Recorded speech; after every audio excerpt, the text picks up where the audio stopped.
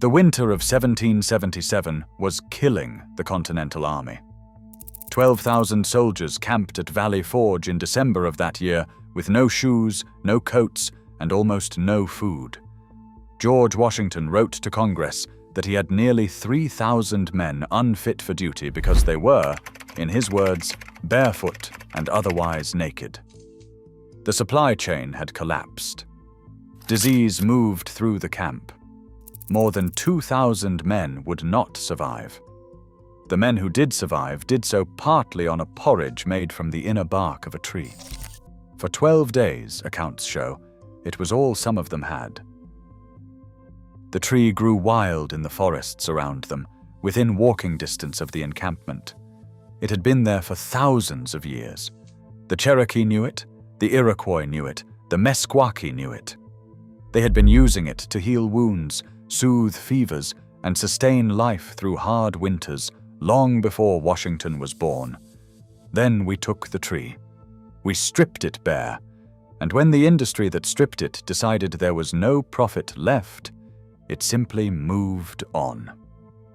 Welcome to Nature's Lost Vault. The archive opens in the eastern woodlands of North America, thousands of years before European contact. Ulmus rubra, the slippery elm, grew from Maine down to Florida and across to the eastern plains of the Dakotas. It was not remarkable to look at. Medium height, rough bark, leaves like sandpaper. Nothing about its exterior announced what was inside. But peel back the outer bark and you find the inner bark, and there everything changes. The inner bark of slippery elm contains mucilage, a complex polysaccharide that becomes a thick, slippery gel when it meets water. Cut a strip, hold it on your tongue, and within seconds you feel it coat every surface it touches. Dozens of tribes across the continent knew what that coating could do. The Cherokee used it as a poultice for burns, wounds, and skin inflammation. The Iroquois scraped it and combined it with other plants to treat infected glands. The Ojibwe brewed it for sore throats. The mucilage did not just coat the throat, it coated the entire length of whatever it touched. Esophagus, stomach lining, gut wall, all of it wrapped in a layer that calmed inflammation, blocked pathogens, and let tissue heal beneath. When food was scarce, they dried the inner bark and ground it into meal. It became a porridge they called Indian bread. Thick, nutritious, calorie-dense. Not just medicine. Survival food. When European settlers moved into the eastern woodlands, the indigenous people they met shared this knowledge freely. Accounts from early colonial physicians described slippery elm gruel as the standard treatment when patients could not hold food down, when fevers had stripped the stomach raw, when children were dying of dysentery in frontier settlements with no doctor within 100 miles. By 1820, American physicians had seen enough evidence. In January of that year, a group of doctors convened at the U.S. Capitol to create a unified pharmacopeia, a national standard for medicines that every doctor across the country could trust. Almost half the substances they listed were native plants that indigenous peoples had used for generations. Slippery elm was among them. The endorsement meant something real. It meant that for the next century and a half, slippery elm traveled with American medicine wherever it went. Soldiers carried it through the Civil War, packing the mucilaginous paste into gunshot wounds to draw out infection and promote healing. Frontier families kept it as the first line of defense against digestive ailments that killed more settlers than violence did. It stayed in the pharmacopeia longer than most modern drugs have existed. But the bark presented a problem that no one fully appreciated until it was almost too late. To harvest it, you must strip it from the tree. Stripping bark from a tree is a death sentence. The inner bark is the vascular layer, the tissue that carries nutrients from root to crown. Remove it in a ring around the trunk, and the tree is severed from its own food supply. It will stand for a year, leaves green, appearing entirely healthy, because it does not know yet what has been done to it. Then it dies. As demand for slippery elm expanded through the 19th century, harvesters moved through forests stripping trees to meet orders from apothecaries and drugstores. By the early 1900s, botanists were documenting the damage. Trees that had grown near every settlement were becoming harder and harder to find. The harvest was not sustainable. It was not even close to sustainable. Nobody stopped it. What slowed it temporarily was the large-scale shift of American medicine toward synthetic drugs. By the 1950s, the pharmaceutical industry had found a new model. Synthetic compounds were patented and manufactured at scale. A plant anyone could harvest from the woods had no place in that model. In 1960, when the U.S. Pharmacopeia underwent a major revision to align with new federal drug acts, slippery elm was quietly removed. The stated reason was a lack of double-blind clinical trial data. The unstated reality was that plant medicines cannot be patented. No company was going to fund the millions in clinical trials necessary to get slippery elm relisted when they could not own the result. 140 years of trusted medical use, gone in a single revision. Doctors stopped teaching it. Medical schools stopped mentioning it.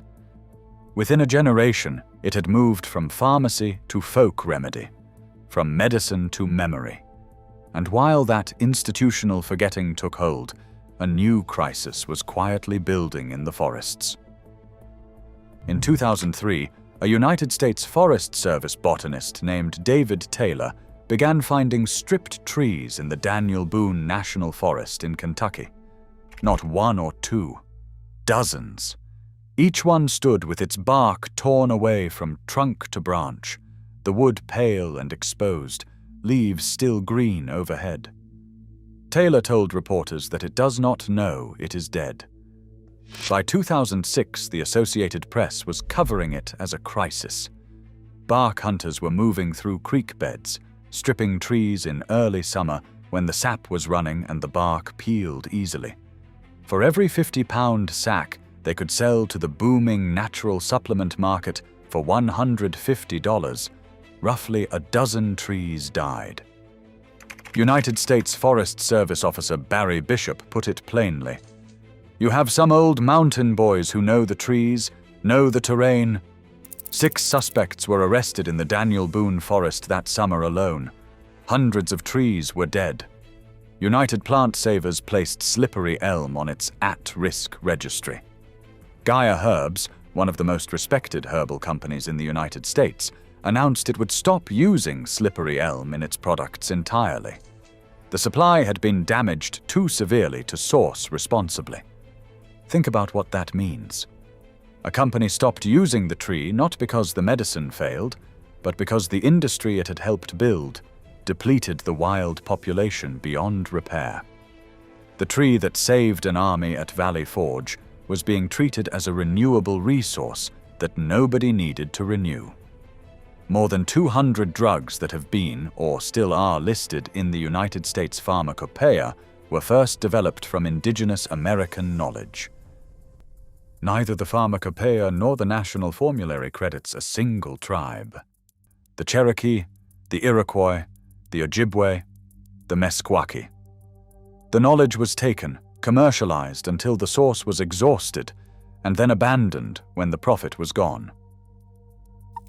But here is what that model could not erase. The science. When modern researchers finally looked at slippery elm with the tools of contemporary pharmacology, they found exactly what the Cherokee had known for centuries.